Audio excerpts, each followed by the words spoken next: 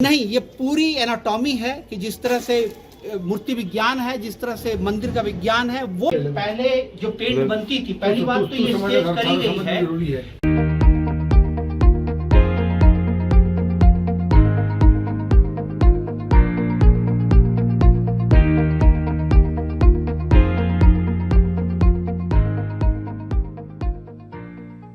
पुराने रंगनाथ जी मंदिर पुष्कर, जहां जो 180 साल पुराने इस मंदिर में जो पद्धति से इस मंदिर का निर्माण हुआ, आगम शास्त्र के अनुसार एक अस्थायी प्रक्रिया के द्वारा दो शिखर पे, जो गौदम्बा माता और लक्ष्मी माता के शिखर पे, उनके विग्रह से कलशाभिषेकम के साथ पहले अस्थायी रूप में शिखर को मुक्त किया गया और तब फिर मंदिर का जीर्णोद्धार शुरू होता है। प्रक्रिया हमारी यही थी कि जब तक कि हम आगम शास्त्र में वर्णित है उसी आधार पे हम चले।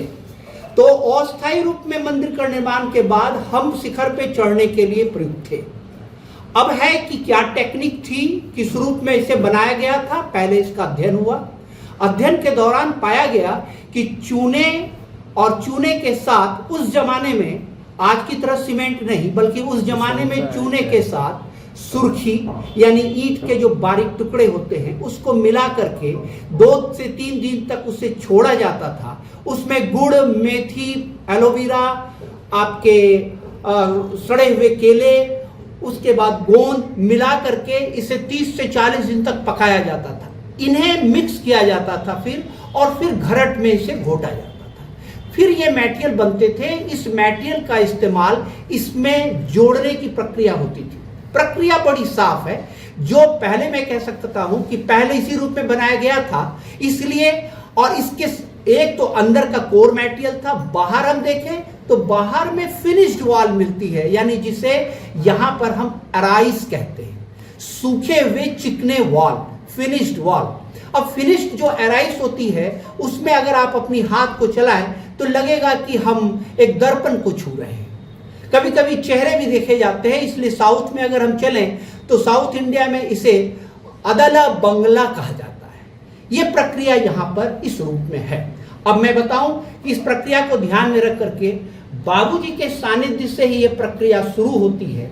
इनके द्वारा ये सबसे बड़ा इनिशिएटिव इनका है, इन्होंने ये कार्य शुरू करवाया, तभी मैं यहाँ पर बैठा हुआ हूँ। मेरा उद्देश्य है कि दोनों मंदिर को हमें मजबूत करना। दोनों शिखर आज इस अवस्था में है।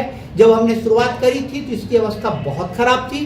अंदर में पेड़ थे, अंदर में मॉशेस थे, अंदर में अलगाई थी, पूरी काली डिपॉजिट्स थी, ऊपर से सारी लेयर इसकी फटी फटी थी। तो सबको हमें कितनी डैमेज है पहले इसकी स्टडी हमने करी। स्टडी के बाद फिर हम पार्ट टू पार्ट उसे हटाते गए। जब क्लियर हुआ फिर हमने इस पर माल चढ़ाया जो आपसे बताया। आपका नाम बताइए। आपका नाम बताइए। मेरा नाम, मैं डॉक्टर आर.के. त्रिवेदी, दिल्ली से हूँ।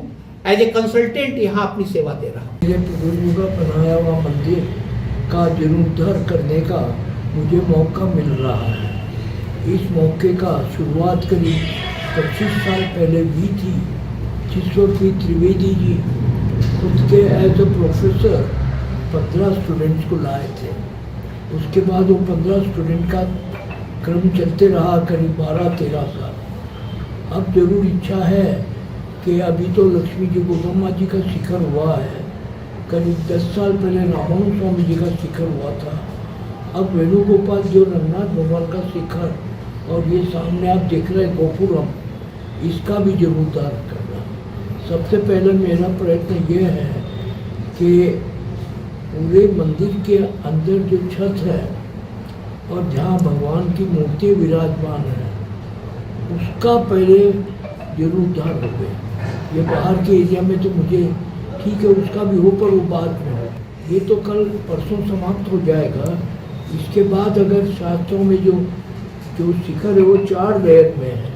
अब उसमें का सबसे नीचे का लेयर का काम कंप्लीट नहीं होगा, पर चूँकि ब्रह्मोत्सव आ रहा है तो मुझे एक ब्रह्मोत्सव के बीच में पहले वाला काम नहीं रहता है शास्त्र में।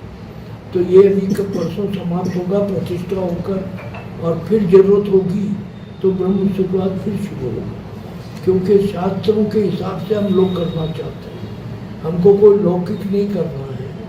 सोच शास्त्र के हिसाब से और काम मजबूत हो, जिससे कम से कम अगले 100 साल फिर से जो बाद में ट्रस्टीज आएंगे यहाँ से आएंगे उसका देखभाल कर सकें। ठीक है। रहा दूसरा, ये सड़क चारों तरफ बन रही है, ये भी एक जीर्णोद्धार का ही बात, और भगवान करेगा तो 2-3 महीने में और सामने का ये सब जो झरोखे दिख रहे हैं आपको, ये भी साफ होंगे।